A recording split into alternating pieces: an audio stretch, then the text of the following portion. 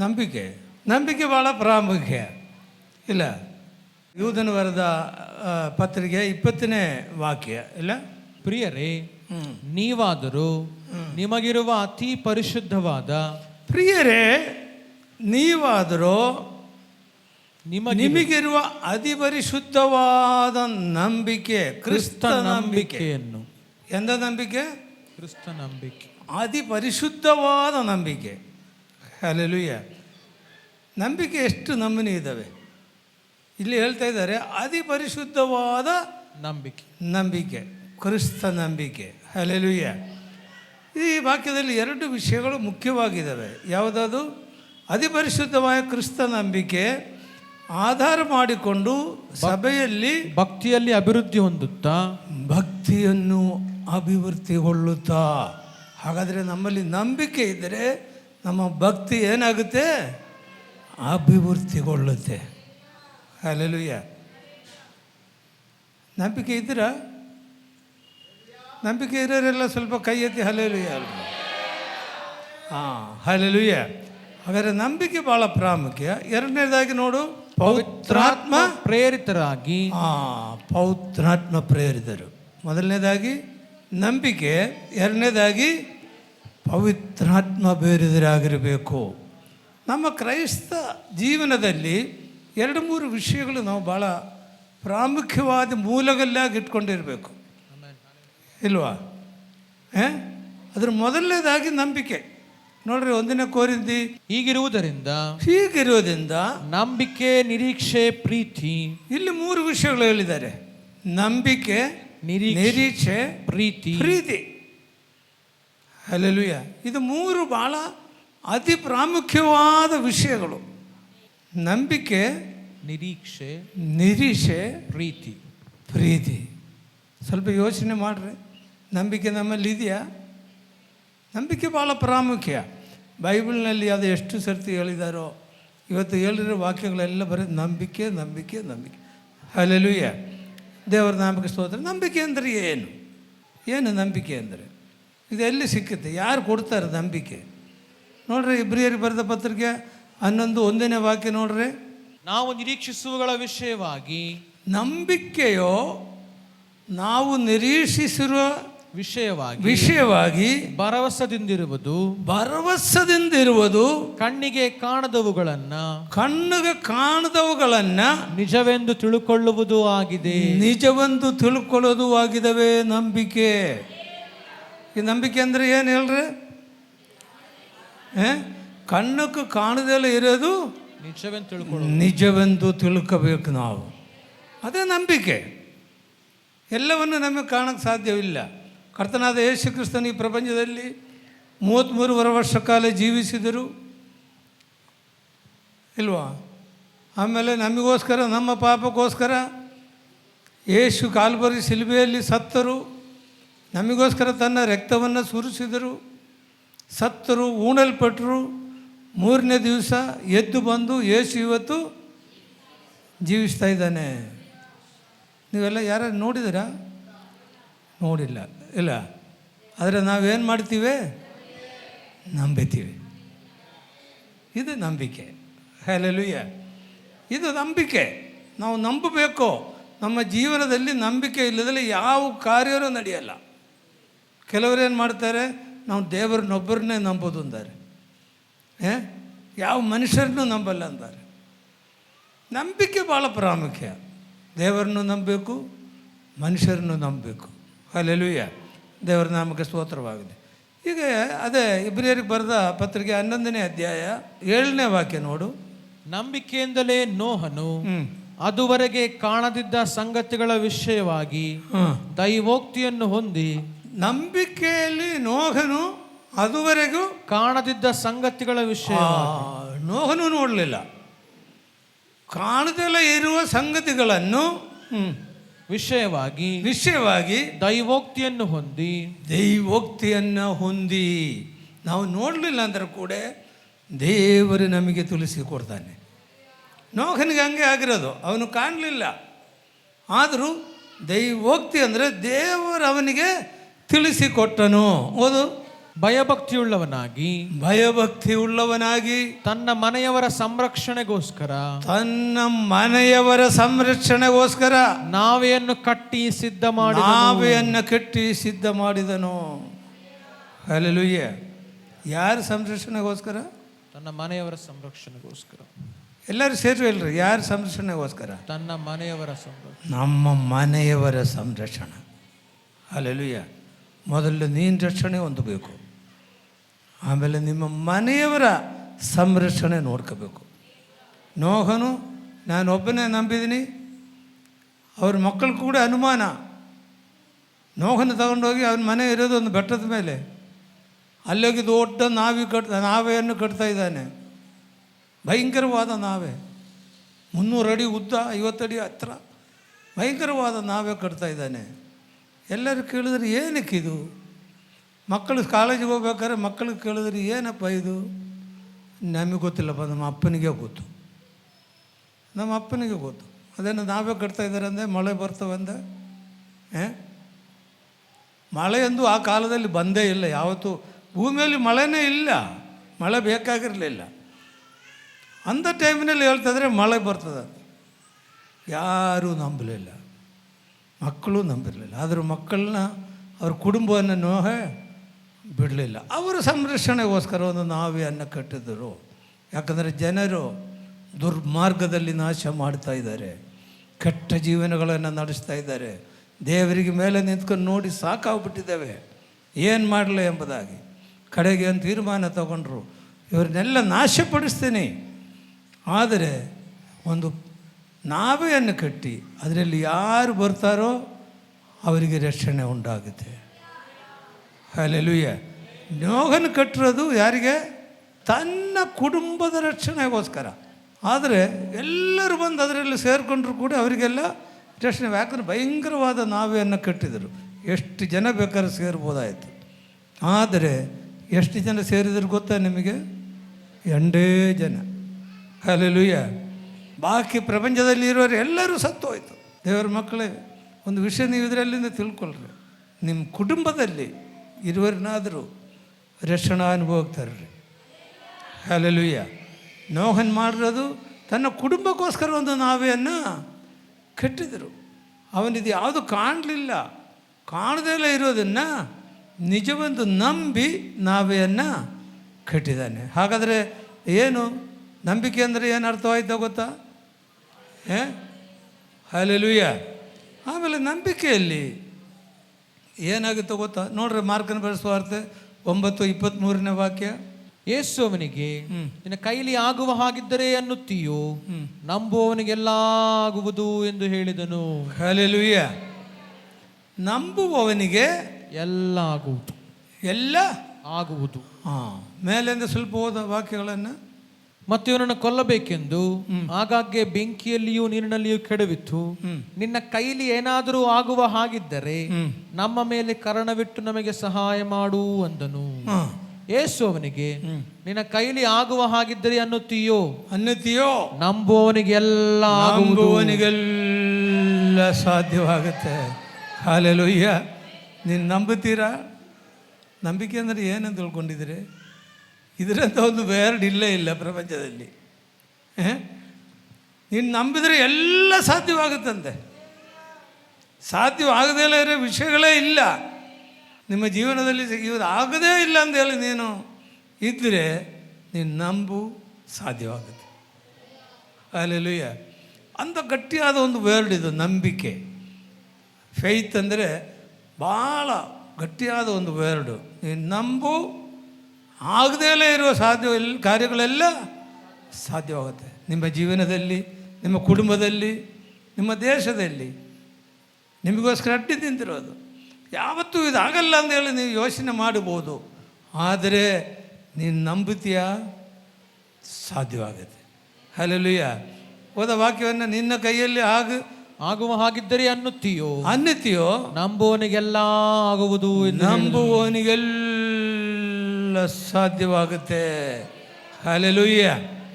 ನೀನು ನಂಬಿಲ್ಲ ಅಂದರೆ ಏನಾಗುತ್ತೆ ಗೊತ್ತಾ? ನೀನು ನಂಬಿಲ್ಲ ಅಂದರೆ ಅದು ಪಾಪ ಅಂತೆ. ನಂಬಿಲ್ಲ ಅಂದರೆ ಪಾಪ ಅಂತ ವಾಕ್ಯ ನೋಡಪ್ಪ, ರೋಮಾಪುರದವ್ರು ಬರೆದ ಪತ್ರಿಕೆ 14ನೇ ಅಧ್ಯಾಯ 23ನೇ ವಾಕ್ಯ ನೋಡು. ಸಂಶಯಪಟ್ಟು ಉಣ್ಣುವವನು ಸಂಶಯದಿಂದ ಉಣ್ಣುವ ಕಾರಣ ದೋಷಿಯಾಗಿದ್ದಾನೆ. ಯಾವುದಕ್ಕೆ ನಂಬಿಕೆಯೋ ಆಧಾರವಿಲ್ಲವೋ, ಯಾವುದಕ್ಕೆ ನಂಬಿಕೆಯೋ ಆಧಾರವಿಲ್ಲವೋ ಅದು ಪಾಪ. ಪಾಪ. ಹಾಗಾದರೆ ನಂಬಿಕೆ ಅಂದ್ರೆ ಏನ್ರಿ? ನೀನು ನಂಬಿಲ್ಲ, ನೀನು ಪಾಪ ಮಾಡ್ದಂಗೆ ಆಗ್ತವೆ ನೋಡ್ರಿ. ಕೆಲವರು ನಂಬೋದೇ ಇಲ್ಲ. ಮಕ್ಕಳ ವಿಷಯ ಕೂಡ ನಂಬಿಕೆ ಇರಲ್ಲ. ನಮ್ಮ ಮಕ್ಕಳು ಚೆನ್ನಾಗಿ ಆಗ್ತಾರೆ, ನಮ್ಮ ಭವಿಷ್ಯತ್ತು ಚೆನ್ನಾಗಿರ್ತದೆ. ಕೆಲವು ಮಕ್ಕಳು ಸ್ವಲ್ಪ ದಡ್ಡರಾಗಿರ್ತಾರೆ, ಇವನು ಯಾವತ್ತಿದ್ರೂ ದಡ್ಡ್ರೆ. ನೀನು ನಂಬಿತೀಯ, ಅವನಂದ ಜಾಣರು ಬೇರೆ ಯಾರೂ ಇರಲ್ಲ. ನಂಬಿತೀಯ, ಎಲ್ಲ ಸಾಧ್ಯ. ನೀನು ಸಾಲದ ಬಾಧೆಯಲ್ಲಿದೆಯಾ, ನಂಬಿತೀಯ, ಬಿಡುಗಡೆ ಕೊಡ್ತಾರೆ. ಅಂಥ ಗಟ್ಟಿಯಾದ ಒಂದು ಬಯರ್ಡು ಬೈಬಲ್ ಇದೆ ಇಲ್ಲ ಅಂತ ಗೊತ್ತಿಲ್ಲ. ಎಲ್ಲ ನಂಬಿಕೆಯಿಂದ ಸಾಧ್ಯವಾಗುತ್ತೆ. ಹಲ್ಲೆಲೂಯಾ. ನಂಬಿಕೆಯಿಂದ ಆಗದಲ್ಲೇ ಇರುವ ಕಾರ್ಯಗಳು ಇಲ್ಲೇ ಇಲ್ಲ ನೋಡ್ರಿ. ಅಪೊಸ್ತಲರ ಕೃತ್ಯಗಳು 16:31ನೇ ವಾಕ್ಯ ನೋಡು. ಮತ್ತವರನ್ನ ಹೊರಗೆ ಕರೆದುಕೊಂಡು ಬಂದು, ಸ್ವಾಮಿಗಳೇ, ನಾನು ರಕ್ಷಣೆ ಹೊಂದುವುದಕ್ಕೆ ಏನು ಮಾಡಬೇಕೆಂದು ಕೇಳಲು ಅವರು, ಕರ್ತನಾದ ಯೇಸುವಿನ ಮೇಲೆ ನಂಬಿಕೆ ಇಡು, ಆಗ ನೀನು ರಕ್ಷಣೆ ಹೊಂದುವಿ, ನಿನ್ನ ಮನೆಯವರು ರಕ್ಷಣೆ ಹೊಂದುವರು. ಹಲ್ಲೆಲೂಯಾ. ಇಲ್ಲಿ ನೀನು ನಂಬಿದರೆ ನೀನು ರಕ್ಷಣೆ ಹೊಂದಿದ್ಯಾ, ನಿನ್ನ ಮನೆಯವರೆಲ್ಲರೂ ರಕ್ಷಣೆ ಹೊಂದಿದ್ದೀರ. ಇದರ ವಾಕ್ಯದಲ್ಲಿ ನಾನು ಕೆಲವು ಟೈಮ್ನಾಗ ಯೋಚನೆ ಮಾಡಿದೆ. ನಾನು ನಂಬಿದರೆ ನಾನು ರಕ್ಷಣೆ ಹೊಂದಿದ್ದೀವಿ, ನಮ್ಮ ಮನೆಯವ್ರು ಹೆಂಗೆ ರಕ್ಷಣೆ ಹೊಂದ್ತಾರೆ? ಈಗ ನೀವು ನಂಬಿದರೆ ನೀವು ರಕ್ಷಣೆ ಹೊಂದಿದ್ದೀರಿ. ಈಗಾಗಲೇ ಮೇಲೆ ವಾಕ್ಯ ಓದಿದ್ವಲ್ಲ, ನಂಬುವರ ಕೈಯಲ್ಲಿ ಎಲ್ಲ ಆಗುತ್ತೆ, ಎಲ್ಲ ಸಾಧ್ಯ. ನೀನು ನಂಬಿದರೆ ನಿಮ್ಮ ಕುಟುಂಬನೂ ರಕ್ಷಣೆ ಹೊಂದುತ್ತೆ. ಅಲ್ಲಲ್ಲಿ ಅದು ಮನೆಯಲ್ಲಿರೋರು ರಕ್ಷಣೆ ಹೊಂದುತ್ತೆ. ನೀನು ನಂಬಿದರೆ ಸಾಕು. ಎಂಥ ಪವರ್ಫುಲ್ಲು ವರ್ಡ್ ನೋಡ್ರಿ ನಂಬಿಕೆ ಅಂದರೆ. ನೀನು ನಂಬಿದರೆ ನಿನ್ನ ಕುಟುಂಬದಲ್ಲಿರೋರು ರಕ್ಷಣೆ ಹೊಂದುತ್ತಾರೆ. ನಿಮ್ಮ ಮಗ ದಾರಿ ತಪ್ಪಿದರೆ ದಾರಿಗೆ ಬರ್ತಾರೆ. ನೀನು ನಂಬಿತೀಯ, ಎಲ್ಲವೂ ಸಾಧ್ಯವಾಗುತ್ತೆ. ಕೆಲವು ಕಾಯಿಲೆಗಳು ಬಂದು ನಾವು ಉಳಿಯೋದೇ ಇಲ್ಲ ಎಂಬ ಪರಿಸ್ಥಿತಿಯಲ್ಲಿದ್ದರೆ ನೀನು ನಂಬಿದರೆ ದೇವರು ನಿನಗೆ ಬಿಡುಗಡೆ ಕೊಡ್ತಾರೆ. ಹಲ್ಲೆಲೂಯಾ. ಆದರೆ ನಂಬಿಕೆಯಲ್ಲಿ 2-3 ನಂಬಿಕೆ ಇಲ್ಲ. ಆದರೆ ಒಂದು ನಂಬಿಕೆ ನಾವು ಕೇಳಿದ್ದೀವಿ, ಪರಿಶುದ್ಧವಾದ ನಂಬಿಕೆ. ಮತ್ತಾಯನ ಬರೆದ ಸುವಾರ್ತೆ 14:31ನೇ ವಾಕ್ಯ. ಆ ಕ್ಷಣವೇ ಯೇಸು ಕೈ ಚಾಚಿ ಅವನನ್ನು ಹಿಡಿದು, ಅಲ್ಪವಿಶ್ವಾಸಿಯೇ, ಯಾಕೆ ಸಂದೇಹ ಪಟ್ಟೆ ಎಂದು ಹೇಳಿದನು. ಇಲ್ಲಿ ನಂಬಿಕೆ ಇದ್ದಾವೆ, ಆದರೆ ಎಷ್ಟು ನಂಬಿಕೆ ಇದ್ದಾವೆ? ಸ್ವಲ್ಪ ನಂಬಿಕೆ, ಸ್ವಲ್ಪ ನಂಬಿಕೆ. ಹಲ್ಲೆಲೂಯಾ. ಸ್ವಲ್ಪ ನಂಬಿಕೆಯಿಂದ ನಡೆದ ಕಾರ್ಯ ನಡೆಯಲ್ಲಪ್ಪ, ಇಲ್ವಾ? ಸ್ವಲ್ಪ ನಂಬಿಕೆಯಿಂದ ನಡೆಯಲ್ಲ. ಯಾಕಂದರೆ ಈ ಪೇತ್ರ ಸ್ವಲ್ಪ ನಂಬಿಕೆ ಮಾಡಿಕೊಂಡ, ಏನಾಯಿತು ನೋಡ್ರಿ, ಅದನ್ನು ವಾಕ್ಯ ಮೇಲೆ ನೋಡು. ಆದರೆ ಗಾಳಿಯನ್ನು ನೋಡಿ ಭಯಪಟ್ಟು ಮುಣುಗುತ್ತಾ, ಸ್ವಾಮಿ ನನ್ನನ್ನು ಕಾಪಾಡು ಎಂದು ಕೂಗಿಕೊಂಡನು. ಆ ಕ್ಷಣವೇ ಯೇಸು ಕೈ ಚಾಚಿಯವನನ್ನ ಹಿಡಿದು ಅಲ್ಪವಿಶ್ವಾಸಿಯೇ, ಅಲ್ಪವಿಶ್ವಾಸಿಯೇ, ಯಾಕೆ ಸಂದೇಹ ಪಟ್ಟೆ, ಯಾಕೆ ಸಂದೇಹ ಪಟ್ಟಿದೆಯೇ. ಅಪೊಸ್ತಲನಾದ ಪೇತ್ರನು, ಹಲ್ಲೆಲೂಯಾ, ಭಾಳ ಜವಾಬ್ದಾರಿ ಇರುವ ಮನುಷ್ಯನವನು, ಪರಲೋಕ ರಾಜ್ಯದ ಬೀಗದ ಕೈ ಇರೋನು. ಅವನು ಎಲ್ಲದರಲ್ಲೂ ದುಡುಕು ಒಬ್ಬ ವ್ಯಕ್ತಿಯಾಗಿದ್ದ ಅಪೊಸ್ತಲನಾದ ಪೇತ್ರನು. ಯಾಕಂದರೆ ಆ ದೋಣಿಯಲ್ಲಿ 5,000 ಜನಕ್ಕೆ ಯೇಸುಸ್ವಾಮಿ ಎಲ್ಲರಿಗೂ ಊಟ ಕೊಟ್ಟರು. ಅವರಿಗೆ ಶಿಷ್ಯರಿಗೆ ಹೇಳಿದ್ರು, ನೀವು ಆಚೆ ದಡಕ್ಕೆ ಹೋಗು ಎಂಬುದಾಗಿ ಹೇಳಿದರು. ಬೇಗನೆ ಹೋಗು ಎಂಬುದಾಗಿ ಹೇಳಿದರು. ನಾನು ಇವರನ್ನೆಲ್ಲ ಕಳಿಸ್ತೀನಿ, ನೀವು ಆಚೆ ದಡಕ್ಕೆ ಹೋಗು ಎಂಬುದಾಗಿ. ಶಿಷ್ಯರೆಲ್ಲ ದೋಣಿಯಲ್ಲೆತ್ತಿದ್ದರು. ದೋಣಿಯಲ್ಲೆತ್ತಿ ಆಚೆ ದಡಕ್ಕೆ ಹೋಗ್ತಾ ಇದ್ದಾರೆ. ಯೇಸುಸ್ವಾಮಿ ಎಲ್ಲೋದ್ರು ಗೊತ್ತಾ? ಬೆಟ್ಟದ ಮೇಲೆ ಹೋಗಿ ಪ್ರಾರ್ಥನೆ ಮಾಡ್ತಾಯಿದ್ರು. ಹಲ್ಲೆಲೂಯಾ. ಯೇಸುಸ್ವಾಮಿ ಬೆಟ್ಟದ ಮೇಲೆ ಕೂತ್ಕೊಂಡು ಪ್ರಾರ್ಥನೆ ಮಾಡ್ತಾಯಿದ್ರು. ಪ್ರಾರ್ಥನೆ ಮಾಡ್ತಾ ಇರಬೇಕಾದ್ರೆ 5,000 ಜನ ಊಟ ಮಾಡ್ಕೊಂಡು ಹೋದ್ರಲ್ಲ, ಅವ್ರ ಬಗ್ಗೆ ಚಿಂತೆ ಮಾಡಿಲ್ಲ. 12 ಮಂದಿ ಶಿಷ್ಯರು ಯೇಸುಸ್ವಾಮಿ ಜೊತೆಯಲ್ಲಿದ್ದರು, ಅವ್ರ ಬಗ್ಗೆ ಚಿಂತೆ ಮಾಡಿದರು. ಅವರು ದೋಣಿಯಲ್ಲಿ ಆಚೆ ದಡಕ್ಕೆ ಹೋಗ್ತಾ ಇದ್ದಾರೆ. ಬಿರುಗಾಳಿ ಜೋರಾಗಿ ಬರ್ತಾ ಇದ್ದಾರೆ. ಪ್ರಾರ್ಥನೆ ಮಾಡಬೇಕಾದ್ರೆ ಯೇಸುಸ್ವಾಮಿಗೆ ಕಾಣ್ತು ಭಯಂಕರವಾದ ಬಿರುಗಾಳಿ, ದೋಣಿ ಮುಳುಗುವಷ್ಟು. ಅಂಥ ಟೈಮಿನಲ್ಲಿ ಬೆಟ್ಟದ ಮೇಲೆ ಕೂತ್ಕೊಂಡು ಪ್ರಾರ್ಥನೆ ಮಾಡ್ತಾ ಇರುವ ಯೇಸುಸ್ವಾಮಿ ಇದನ್ನು ಕಂಡರು. 5,000 ಮಂದಿ ತಿಂದ್ಕೊಂಡು ಅವ್ರ ಪಾಡಿಗೆ ಹೋದ. ತನ್ನ ಶಿಷ್ಯರಿಗೆ ಏನಾಯಿತು ಎಂಬುದಾಗಿ ನೋಡಿದರು. ಯಥಾರ್ಥವಾಗಿ ದೇವರ ಮಗನು ಮಗಳು ದೇವರ ಶಿಷ್ಯರು ನೀವು ಆದರೆ ನಿಮ್ಮ ಕಷ್ಟಗಳಲ್ಲಿ ಪ್ರಯಾಸಗಳಲ್ಲಿ ಯೇಸು ನೋಡುವನಾಗಿದ್ದಾನೆ. ಯೇಸು ಬೆಟ್ಟದ ಮೇಲೆ ಕೂತ್ಕೊಂಡು ಪ್ರಾರ್ಥನೆ ಮಾಡಿದರೂ ಕೂಡ ತನ್ನ ಶಿಷ್ಯರಿಗೆ ಏನಾಗ್ತಾ ಇದೆ ಎಂಬುದಾಗಿ ನೋಡಿದರು. ನೋಡಿಕೊಂಡು ಪ್ರಾರ್ಥನೆ ಅಲ್ಲೇ ಸ್ಟಾಪ್ ಮಾಡಿ ಇಳಿದು ಬಂದರು. ಇಳಿದು ಬಂದು ಸಮುದ್ರದ ಮೇಲೆ ನಡೆದು ಬಂದರು. ಹಲ್ಲೆಲೂಯಾ. ಬೇಗನೆ ನಡೆದು ಬಂದಾಗ ಅಷ್ಟು ದೂರ ಇದ್ದಾಗಲೇ ಇವರು ನೋಡ್ಕೊಂಡು ಎದುರುಬಿಟ್ಟ. ಏನೆಂದು ಎದುರು ಗೊತ್ತಾ? ಭೂತ ಭೂತ ಬರ್ತಾ ಇದೆ, ದೆವ್ವ ಬರ್ತಾ ಇದೆ ಎಂಬುದಾಗಿ ಕೂಗಾಡ್ತಾ ಇದ್ದಾರೆ ಇವರು. ಅವಾಗ ಯೇಸು ಏನಂತಾರೆ ಗೊತ್ತಾ? ನಾನೇ. ಆ ಸೌಂಡ್ ಕೇಳಿದ ತಕ್ಷಣ ಇವರಿಗೆ ಆಶ್ಚರ್ಯ ಆಗ್ಬಿಡ್ತು. ಧೈರ್ಯವಾಗಿರ್ರಿ, ನಾನು. ಧೈರ್ಯವಾಗಿರ್ರಿ, ಹೆದರ್ಬೇಡ್ರಿ, ನಿಮ್ಮ ದೋಣಿ ಮುಳುಗಲ್ಲ, ನಾನಿದ್ದೀನಿ, ಧೈರ್ಯವಾಗಿರ್ರಿ, ಇದು ನಾನು. ಈಗ ತಕ್ಷಣ ಪೇತ್ರ ಏನು ಮಾಡಿದ್ರು ಗೊತ್ತಾ? ಯೇಸುವೆ, ಇದು ನೀನಾದರೆ ನೀನು ಸಮುದ್ರದಲ್ಲಿ ನಡ್ಕೊಂಬಂದಿದೆಯಲ್ಲ, ನನಗೂ ನಡೆಯೋಕೆ ಅಪ್ಪಣೆ ಕೊಡು ಎಂಬುದಾಗಿ ಹೇಳಿದ್ರು. ಹಲ್ಲೆಲೂಯಾ. ನೋಡ್ರಿ, ಯೇಸು ಸ್ವಾಮಿ ದೇವರು ತನ್ನ ಶಿಷ್ಯ ಕೇಳ್ತಾ ಇದ್ದಾನೆ, ನನಗೂ ಸಮುದ್ರದ ಮೇಲೆ ನಡೆಯೋಕ್ಕೆ ಅಪ್ಪಣೆ ಕೊಡ್ರಿ ಎಂಬುದಾಗಿ. ಬೇರೆ ಯಾರಾದರೂ ಆದರೆ ಏನು ಹೇಳ್ತಾರೆ ಗೊತ್ತಾ? ಅಪ್ಪ, ನೀನು ಮೊದಲೇ ಅಲ್ಪ ವಿಶ್ವಾಸಿ, ನೀನೇನು ನೀರಿನ ಮೇಲೆ ನಡಿಬೇಕಾ? ನಿನಗೆ ನಾನು ದೇವರ ಕುಮಾರನು, ನಾನು ನಡಿತೀನಿ, ನೀನು ನಡಿಬೇಕಾ? ಸುಮ್ಮನೆ ಅಲ್ಲಿ ಇರಪ್ಪ ಅಂತ ಹೇಳ್ತಿದ್ದ. ಆದರೆ ಯೇಸುಸ್ವಾಮಿ ಏನಂದ್ರೆ ಗೊತ್ತಾ? ಪೇತ್ರ ಹಿಂದೆ ಮುಂದೆ ನೋಡಿಲ್ಲ. ಪೇತ್ರ ಏನು ಮಾಡಿದರು? ದೋಣಿಯಿಂದ ಕಾಲು ಇಟ್ಬಿಟ್ಟ. ಇಟ್ಟರೆ ಒಳ್ಳೆ ಗಟ್ಟಿ ಕಣ್ಣಂಗೆ ಕಾಣ್ತಾ ಇದ್ದೆ ಸಮುದ್ರದ ಮೇಲೆ. ಪೇತ್ರ ಧೈರ್ಯವಾಗಿ ನಾಡದ. ಹಲ್ಲೆಲೂಯಾ. ಯೇಸುಸ್ವಾಮಿ ಏನಂದಾನೆ ಪೇತ್ರನ ವಿಷಯವಾಗಿ? ಅಲ್ಪ ವಿಶ್ವಾಸಿಯೇ ಎಂಬುದಾರೆ. ಇವನ ನಂಬಿಕೆ ಕಡಿಮೆ ಇರೋದ್ರಿಂದ ಅವನು ಭಯಂಕರವಾದ ಬಿರುಗಾಳಿ ಬರ್ತಾ ಇದೆ, ಆ ಗಾಳಿಯನ್ನು ನೋಡಿದರು. ಹಲ್ಲೆಲೂಯಾ. ಗಾಳಿಯನ್ನು ಯಾವಾಗ ನೋಡಿದರೋ ದೃಷ್ಟಿ ಎಲ್ಲೋಯ್ತು? ಗಾಳಿ ಮೇಲೆ ಹೋಯಿತು. ಯಾರೆಲ್ಲಿ ದೃಷ್ಟಿ ಇಡಬೇಕಾಯ್ತು? ಕರೆದತ್ತನ ಮೇಲೆ ದೃಷ್ಟಿ ಇಡಬೇಕಾಯ್ತು. ಯಾರು ಇವನಿಗೆ ಕರೆದಿರೋದು? ಯೇಸುವಿನೇ ಕರೆದಿರೋದು. ಯೇಸು ಬಾ ಅಂತ ಕರೆದ್ರೆ ಯೇಸುವಿನ ಮೇಲೆ ದೃಷ್ಟಿ ಇಟ್ಕೊಂಡು ಹೋಗೋದು ಬಿಟ್ಟು ಇವನ್ ಗಾಳಿ ಮೇಲೆ ದೃಷ್ಟಿ ಇಟ್ಟ. ಅವಾಗೇನಾಯಿತು? ಮುಳುಗುಬಿಟ್ಟ. ಹಲ್ಲೆಲೂಯಾ. ಬೇರೆ ಯಾರಾದರೂ ಆದರೆ ಮುಳುಗೋಗಲೇ ಬಿಡು, ಇವನೇ ನಂಬಿಕೆ ಇಲ್ಲ ಅಂತ ಹೇಳ್ತಿದ್ದು. ಸ್ವಾಮಿ ಏನಂದರು? ಕೈ ಚಾಚಿ ಕೈ ಕೊಟ್ಟರು. ಹಲ್ಲೆಲೂಯಾ. ಹಿಡಿದ್ರು, ಕೈ ಎತ್ತಿದ್ರು ತನ್ನ ಶಿಷ್ಯರನ್ನು. ನೋಡ್ರಿ, ಮುಳುಗಕ್ಕೆ ಬಿಡಲಿಲ್ಲ ಯೇಸು ಸ್ವಾಮಿ. ಹಿಡಿದೆತ್ತು ಬಿಟ್ಟ. ಹಲ್ಲೆಲೂಯಾ. ಯಾಕೆ ಪೇತ್ರ ಮುಳುಗೋಯ್ತು?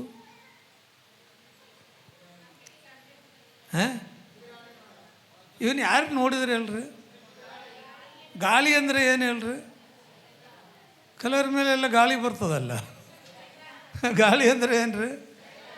ಆ ಸೈತಾನ ಇವನಿಗೆ ಹೇಳ್ಕೊಂಬಿಟ್ಟ. ಯಾಕಂದರೆ ಪೇತ್ರ ಮೀನು ಹಿಡಿದಲ್ಲಿ ತಜ್ಞರು, ಸಮುದ್ರದಲ್ಲಿ ಅವನ ಜೀವನವಿಲ್ಲ. ಅವನಿಗೆ ಈಜಾಡಕ್ಕೆ ಬರಲ್ವಾ? ಈಜಾಡಕ್ಕೆ ಬರಲ್ವಾ? ಬರ್ತದೆ. ಆದರೂ ಕೂಡ ಅವನು ಸಮುದ್ರದಲ್ಲಿ ಮುಳುಗೋ ಪರಿಸ್ಥಿತಿ ಬಂತು. ಹಲ್ಲೆಲೂಯಾ. ಅವಾಗ ಯೇಸು ಸ್ವಾಮಿನ ಅವನ್ನ ಎತ್ಕೊಂಡು ಇದು ಆಮೇಲೆ ಅವನಿಗೆ ಹೇಳಿದರು ಏನಂದ್ರೆ, ಅಲ್ಪ ವಿಶ್ವಾಸಿಯೇ, ನಮ್ಮ ನಂಬಿಕೆ ಅರ್ಧಬರ್ಧ ಇರಬಾರ್ದು. ಹಲ್ಲೆಲೂಯಾ. ನೀನು ಪೂರ್ಣವಾಗಿ ನಂಬಿದರೆ ಆಗಲೇ ಮೇಲೆ ಏನಂದರು? ನೀನು ನಂಬಿದರೆ ನಿನ್ನ ಕೈಯಲ್ಲಿ ಎಲ್ಲ ಸಾಧ್ಯ, ಯಾವುದು ಇಲ್ಲ ಅಂದಂಗಿಲ್ಲ, ಎಲ್ಲವನ್ನು ಸಾಧ್ಯವಾಗುತ್ತೆ. ಮುಂದೆ ನಾವು ನೋಡೋದಾದರೆ ಮತ್ತಾಯ 17 ಮತ್ತು 20, 21ನೇ ವಾಕ್ಯ ನೋಡೋಣ. ನಿಮಗೆ ಸತ್ಯವಾಗಿ ಹೇಳುತ್ತೇನೆ, ಸಾಸಿವೆ ಕಾಳಷ್ಟು ನಂಬಿಕೆ ನಿಮಗಿರುವುದಾದರೆ ನೀವೀ ಬೆಟ್ಟಕ್ಕೆ ಇಲ್ಲಿಂದ ಅಲ್ಲಿಗೆ ಹೋಗುವಂತ ಹೇಳಿದರು. ಅದು ಹೋಗುವುದು ಮತ್ತು ನಿಮ್ಮ ಕೈಯಿಂದ ಆಗದಂಥದ್ದು ಒಂದೂ ಇರುವುದಿಲ್ಲ. ನಿಮ್ಮ ಕೈಯಿಂದ ಆಗದೆ ಇರೋದು ಒಂದೂ ಇಲ್ಲ. ಹಲ್ಲೆಲೂಯಾ. ಸಾಸಿವೆ ಕಾಳಷ್ಟು ನಂಬಿಕೆ ನಿಮ್ಮಲ್ಲಿದ್ದರೆ, ಆಗಲೇ ಎಷ್ಟೋ ಸರ್ತಿ ಹೇಳಿದ್ದೀವಿ ಇಲ್ಲ ಸಾಸಿವೆ ಕಾಳು ವಿಷಯ. ಸಾಸಿವೆ ಕಾಳಷ್ಟು ನಂಬಿಕೆ ಅಂದರೆ ಏನು ರೀ? ಸ್ವಲ್ಪ ನಂಬಿಕೆ ಇಲ್ಲ. ಸಾಸಿವೆ ಕಾಳಂದ ನಂಬಿಕೆ ಅಂದರೆ ಸ್ಟ್ರಾಂಗ್ ಬಿಲೀಫ್, ದೃಢವಾದ ನಂಬಿಕೆ. ಸಾಸಿವೆ ಕಾಲಲ್ಲಿ ತೊಳ್ಳಿರಲ್ಲ, ಗಟ್ಟಿ ಇರ್ತದೆ. ಅದಕ್ಕೆ ಸ್ವಾಮಿ ಹೇಳಿದರು, ಸಾಸಿವೆ ಕಾಲಷ್ಟು ನಂಬಿಕೆ ನಿನ್ನಲ್ಲಿದ್ದರೆ ಈ ಬೆಟ್ಟಕ್ಕೆ ಕಿತ್ತ ಆ ಕಡೆ ಹೋಗಂದ್ರೆ ಹೋಗ್ಬಿಡ್ತವೆ ಅಂತ. ಹಾಗಾದರೆ ನಂಬಿಕೆಯದು ಪವರ್ ಎಷ್ಟು ಮಟ್ಟಿಗೆ ಐತೆ ಸ್ವಲ್ಪ ಯೋಚನೆ ಮಾಡಿರಿ. ನಂಬಿಕೆಯದು ಪವರ್ ಎಷ್ಟು ಮಟ್ಟಿಗೆ ಐತೆ. ಎಲ್ಲರೂ ಯಾವಾಗಲೂ ಒಂದು ಸಾಮ್ಯ ಹೇಳ್ತಿರ್ತಾರೆ. ಒಬ್ಬ ಅಜ್ಜಿ ಮನೆ ಇತ್ತಂದೆ, ಒಂದು ಮನೆ, ಒಳ್ಳೆ ಮನೆ, ಮುಂದೆ ಬೆಟ್ಟ ಇತ್ತಂದೆ, ರೋಡ್ ಇಲ್ಲ. ಅಜ್ಜಿ ದಿವಸ ಪ್ರಾರ್ಥನೆ, ಬೈಬಲ್ ವಾಕ್ಯ ಹಿಡ್ಕೊಂಡು ಪ್ರಾರ್ಥನೆ ಮಾಡಿದರು. ಸಾಸಿವೆ ಕಾಲಷ್ಟು ನಂಬಿಕೆ ಇದ್ದರೆ ಈ ಬೆಟ್ಟ ತೆಗೆದು ಹೋಗ್ತೇವೆ ಅಂತ ಹೇಳಿದ್ರಲ್ಲ. ಎಷ್ಟು ದಿವಸ ಪ್ರಾರ್ಥನೆ ಮಾಡಿದ್ರು ಹೋಗ್ತಾ ಇಲ್ಲ. ಅಜ್ಜಿ ಬಿಡಲಿಲ್ಲ, ದಿವಸ ಪ್ರಾರ್ಥನೆ ಮಾಡಿ. ಒಂದು ದಿವಸ ನೋಡಿದರೆ ಎಲ್ಲ JCBಗಳು, ಎರ್ತ್ ಮೂವರು, ಎಸ್ಕವೇಟ್ರ್ ಎಲ್ಲ ಬಂದ್ಬಿಟ್ಟ ಬೆಟ್ಟ ಕೆಡುತ್ತಾ ಇದ್ದಾರೆ. ಏನಕ್ಕೆ? ಅಲ್ಲಿ ದೊಡ್ಡ ಕಾಂಪ್ಲೆಕ್ಸ್ ಕಟ್ಟೋಕ್ಕೆ ಬೆಟ್ಟ ಕಟ್ತಾ ಇದ್ದಾರೆ. ಅಜ್ಜಿ ಪ್ರಾರ್ಥನೆ ಹಂಗಾಯಿತು. ಸಾಸಿವೆ ಕಾಲಷ್ಟು ಪ್ರಾರ್ಥನೆ ಮಾಡಿದರೆ ಏನಾಗುತ್ತೆ? ನಡೀತದೆ. ಹಲ್ಲೆಲೂಯಾ. ಹಾಗಾದರೆ ನಂಬಿಕೆ ಎಷ್ಟು ಮಟ್ಟಿಗೆ ಇರಬೇಕು ನೋಡ್ರಿ. ಅದೇ ಮತ್ತಾಯ 15:28 ವಾಕ್ಯ ನೋಡು. ಆಗ ಯೇಸು ಆಕೆಗೆ, ಅಮ್ಮ, ನಿನ್ನ ನಂಬಿಕೆ ಬಹಳವಾದ ನಂಬಿಕೆ. ಹಲ್ಲೆಲೂಯಾ. ಬಹಳವಾದ ನಂಬಿಕೆ. ಆಮೇಲೆ ನಿನ್ನ ಮನಸ್ಸಿನಂತೆ ಆಗಲೇ ಎಂದು ಉತ್ತರ ಕೊಟ್ಟನು. ಅದೇ ಗಳಿಗೆಯಲ್ಲಿ ಆಕೆಯ ಮಗಳು ಸ್ವಸ್ಥಳಾದಳು. ಹಲ್ಲೆಲೂಯಾ. ಮೇಲೆಂದು ಓದಪ್ಪ ಅದನ್ನು ಸ್ವಲ್ಪ ಸ್ಟೋರಿ. ಕಾನಾನ್ಯರವಳೊಬ್ಬಳು ಹೊರಟು ಬಂದು, ಸ್ವಾಮಿ ದಾವಿದನ ಕುಮಾರನೇ, ನನ್ನನ್ನು ಕರುಣಿಸು, ನನ್ನ ಮಗಳಿಗೆ ದೆವ್ವದ ಕಾಟ ಬಹಳವಾಗಿದೆ ಎಂದು ಕೂಗಿಕೊಂಡಳು. ಮಗಳಿಗೆ ದೆವ್ವದ ಕಾಟ ಬಹಳ ಆಗ್ಬಿಟ್ಟಿದೆ ಸ್ವಾಮಿ, ನನ್ನನ್ನು ಕರುಣಿಸು. ಮುಂದೆ ಆದರೆ ಆತನು ಆಕೆಗೆ ಏನೂ ಉತ್ತರ ಕೊಡಲಿಲ್ಲ.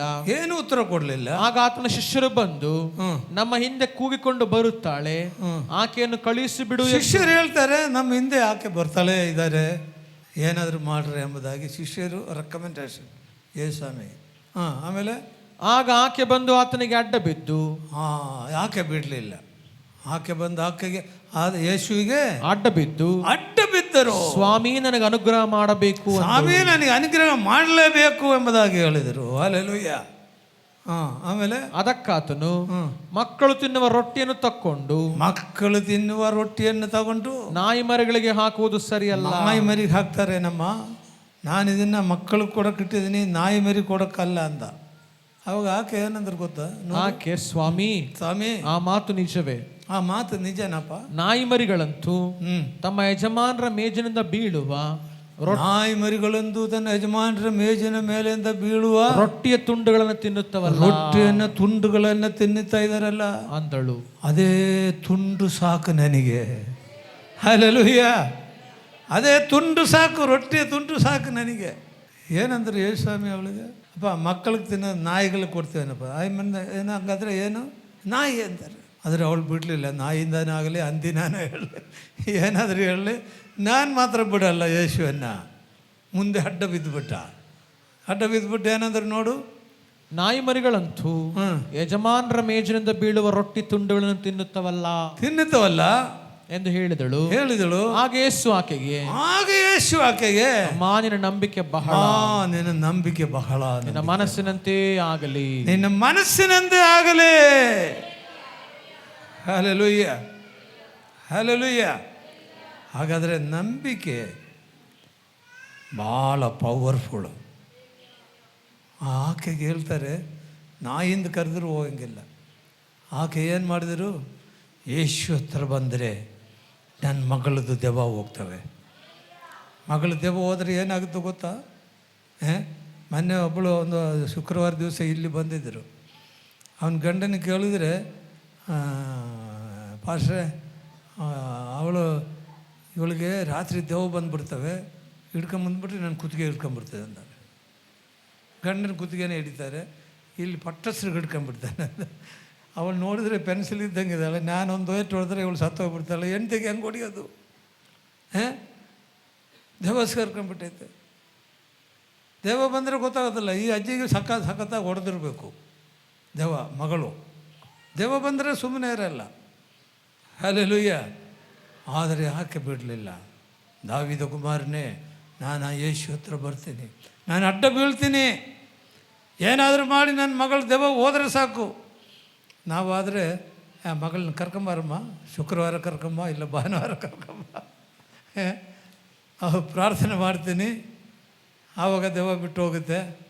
ಇದೆಲ್ಲ ಯೇಸು ಸ್ವಾಮಿ ಹೇಳಲಿಲ್ಲ. ಯೇಸು ಸ್ವಾಮಿ ಅವಳ ನಂಬಿಕೆ ಮಾತ್ರ ನೋಡಿದರು. ಎಂದ ನಂಬಿಕೆ? ಭಾಳವಾದ ನಂಬಿಕೆ.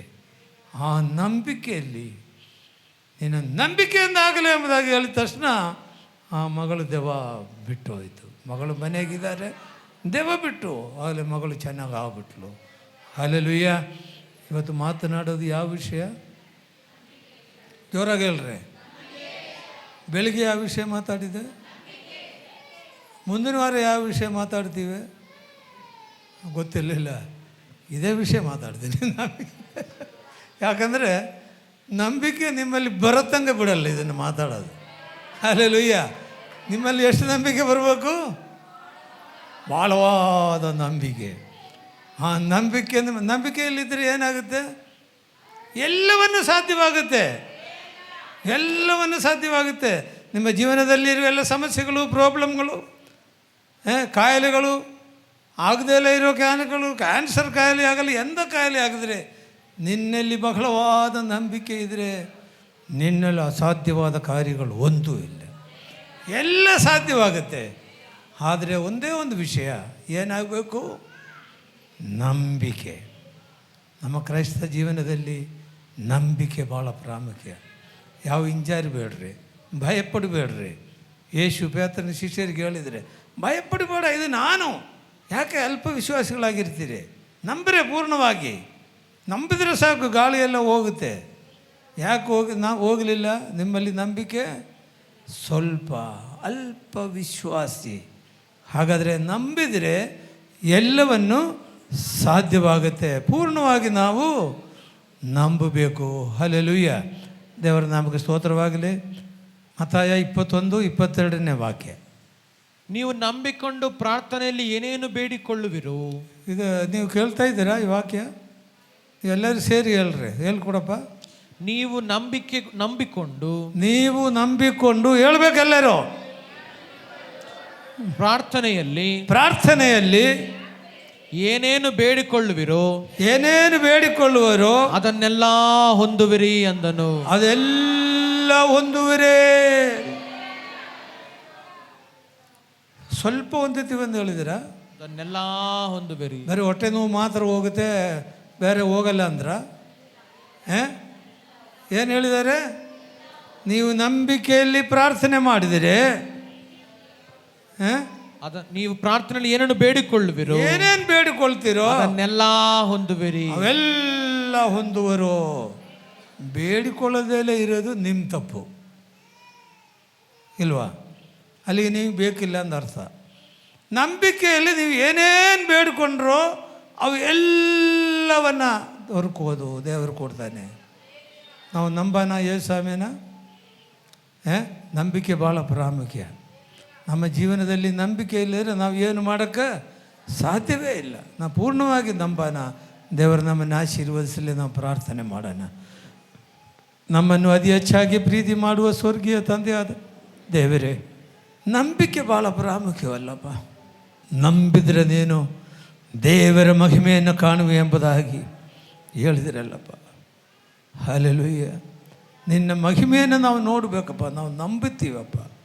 ಸತ್ತೋಗಿರೋ ಲಾಜರನ್ನ ಎಬ್ಬರಿಸುವ ದೇವರೇ, ನಂಬಿಕೆಯಿಂದ ನಡೆದಿರೋ ಕಾರ್ಯಗಳು ಯೇಸುವೆ, ಆ ನಂಬಿಕೆ ನಮಗೆ ಕೊಡಬಾರ್ದಾನೆ.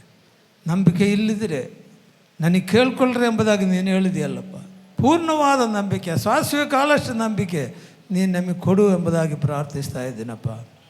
ನಂಬಿಕೆಯಿಂದ ಪ್ರಾರ್ಥನೆ ಮಾಡಿದರೆ ಎಲ್ಲವನ್ನು ನೀನು ಕೊಡುವ ದೇವರಾಗಿದೆಯಲ್ಲಪ್ಪ. ನಾನು ನಿಮ್ಮನ್ನು ನಂಬುತ್ತೇನೆ. ಸೇರಿ ಬಂದರೂ ಎಲ್ಲರನ್ನ ಕರುಣಿಸು, ಆರೋಗ್ಯ ಬಲ ಸೌಖ್ಯವನ್ನು ಕೊಡು, ಬಲಪಡಿಸು, ಶಕ್ತಿಗರಿಸು.